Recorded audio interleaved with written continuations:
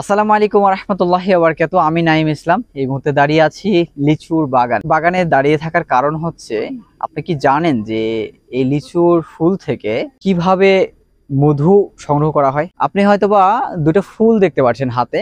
এই ফুল দুইটা হচ্ছে একটা পুরুষ এবং একটা নারী।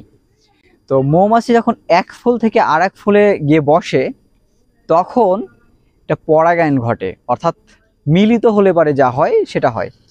তো তখন কিন্তু পুরুষ ফুলটা হচ্ছে মরে পড়ে যায়, এবং যে নারী ফুলটা আছে সেইখান থেকে লিচু আর কি, লিচুর গুটিগুলো হয়, আস্তে আস্তে বড় হতে থাকে, এবং 80 থেকে 90% সেই লিচু ফলটা আর কি হয়ে যায়।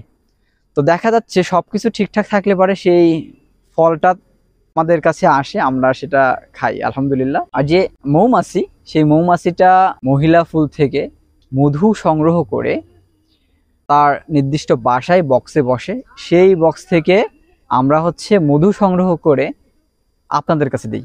তো এই যে একটা প্রসেস রয়েছে, অনেক কিন্তু বিষয় জানার রয়েছে।